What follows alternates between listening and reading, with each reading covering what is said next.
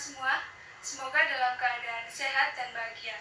Perkenalkan, saya Tia Selatulisa, mahasiswi Prodi Pendidikan Administrasi Perkantoran, Fakultas Ekonomi Universitas Negeri Yogyakarta.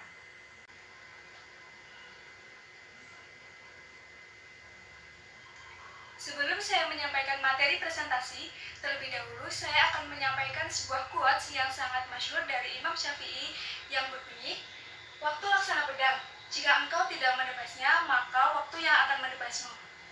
Nah, maka dari itu teman-teman, karena waktu itu sangat berharga dan juga sangat berbahaya sebab tidak dapat terulang, pada kesempatan ini saya akan menyampaikan materi mengenai manajemen waktu.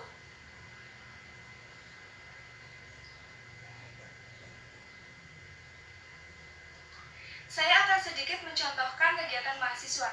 Kita sebagai mahasiswa pasti mempunyai banyak kegiatan yang harus dilakukan, seperti tugas, praktik, organisasi, kepanitiaan, ulangan, belajar, kuis, dan ingin liburan pastinya. Lantas, bagaimana cara mengerjakan semua tugas tersebut agar terlaksana secara efektif dan efisien? Solusinya adalah perlu adanya manajemen waktu yang baik. Kita sering mendengar istilah manajemen waktu. Sebenarnya, apa sih manajemen waktu itu? Manajemen waktu adalah proses mengelola waktu secara efektif untuk aktivitas yang tepat, atau proses perencanaan dan pengendalian secara sadar terhadap waktu yang digunakan untuk kegiatan tertentu.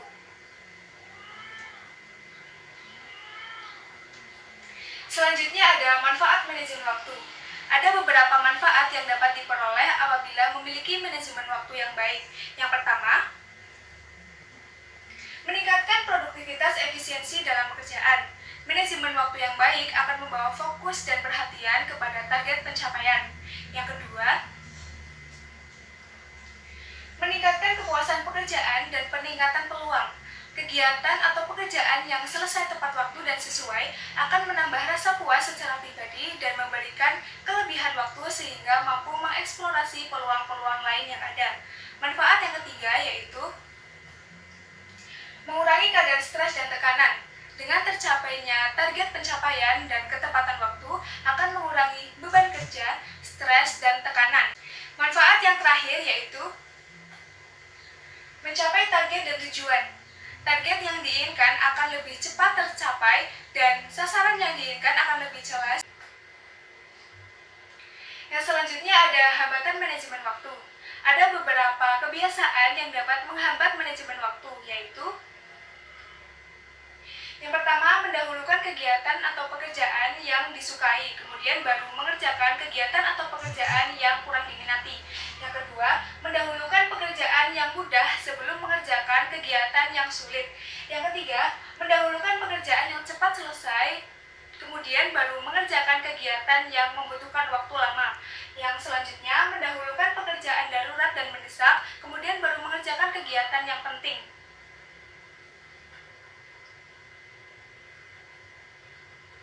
Masih dalam hambatan manajemen waktu, yang selanjutnya yaitu melakukan aktivitas yang mendekatkan pada tujuan atau mendatangkan kemaslahatan bagi diri. Kemudian, ini yang paling sering dilakukan yaitu menunggu batas waktu atau mepet untuk mengerjakan kegiatan yang menjadi tanggung jawabnya. Yang selanjutnya, skala prioritas dibuat bukan berdasarkan kepentingan, tapi berdasarkan urutan. Yang terakhir yaitu terperangkap pada tuntutan yang mendesak dan memaksa.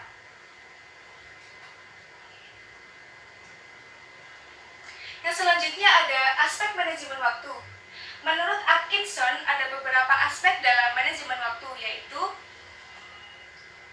yang pertama, menetapkan tujuan. Menetapkan tujuan akan membawa individu untuk fokus pada kegiatan yang akan dilaksanakan dan fokus pada target pencapaian. Yang kedua, menyusun prioritas. Urutan prioritas dibuat dengan mempertimbangkan hal apa yang dirasa penting, mendesak, dan vital untuk dikerjakan terlebih dahulu. Yang ketiga, menyusun jadwal. Penyusunan jadwal ini dibuat untuk menghindari bentrokan kegiatan, menghindari kelupaan, dan mengurangi ketergesaan. Yang selanjutnya ada bersikap asertif.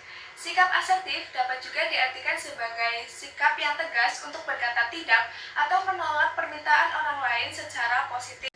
Yang selanjutnya ada bersikap tegas. Sikap tegas ini merupakan strategi yang diterapkan untuk menghindari pelanggaran hak dan juga memastikan orang lain agar tidak mengurangi atau mengganggu efektivitas penggunaan waktu. Yang terakhir yaitu menghindari penundaan. Penundaan sering sekali dilakukan apabila kegiatan atau pekerjaan memiliki batas waktu yang lama. Padahal, penundaan dapat menyebabkan ketidakberhasilan dalam menyelesaikan tugas secara tepat waktu, kemudian merusak jadwal kegiatan yang telah tersusun dengan baik, dan menghambat tercapainya target pencapaian. Yang selanjutnya adalah pengelolaan manajemen waktu. Menurut Haynes, ada beberapa langkah dalam mengelola manajemen waktu. Yang pertama yaitu perencanaan waktu. Perencanaan waktu adalah penentuan waktu yang tepat agar sesuai dan tepat dengan tujuan yang telah direncanakan berkaitan dengan waktu. Ciri-ciri dari perencanaan waktu yang pertama, jelas dalam mengidentifikasi kegiatan yang akan dilakukan. Yang kedua, realistis, artinya menggunakan akal pikiran dalam mengatur jadwal. Yang ketiga, fleksibel, artinya jadwal yang telah dibuat hendaknya dapat diubah disesuaikan dengan situasi dan kondisi. Yang keempat, berkesinambungan, yaitu pembuatan jadwal harus dilaksanakan terus-menerus. Langkah yang kedua yaitu pengorganisasian waktu. Pengorganisasian waktu merupakan kegiatan mengidentifikasi, mengelompokkan, menganalisis kegiatan, dan mengelola waktu yang dibutuhkan untuk mengerjakan kegiatan tersebut. Langkah-langkah dalam pengorganisasian waktu yang pertama yaitu mencatat kegiatan yang akan dilakukan, menentukan waktu yang dibutuhkan untuk mengerjakan kegiatan tersebut, dan menyusun skala prioritas terhadap kegiatan atau pekerjaan yang penting dan mendesak, juga terhadap kegiatan yang kurang penting dan dapat ditunda. Langkah yang ketiga yaitu pengkoordinasian waktu.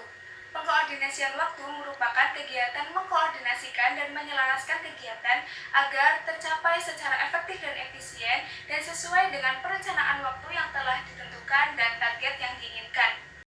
Langkah yang terakhir yaitu pengawasan waktu. Pengawasan waktu merupakan kegiatan menyesuaikan jadwal kegiatan dengan yang telah ditentukan sebelumnya. Tujuan dari pengawasan waktu yaitu untuk mengoreksi jadwal kegiatan yang tidak sesuai dengan rencana, ketepatan waktu, dan kualitas hasil pekerjaan pada masing-masing kegiatan.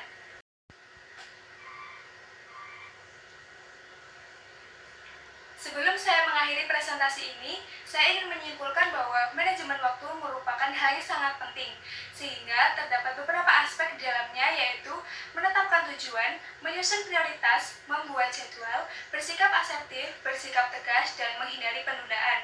Ada pula langkah pengelolaan manajemen waktu yaitu perencanaan waktu, pengorganisasian waktu, pengkoordinasian waktu, dan pengawasan waktu.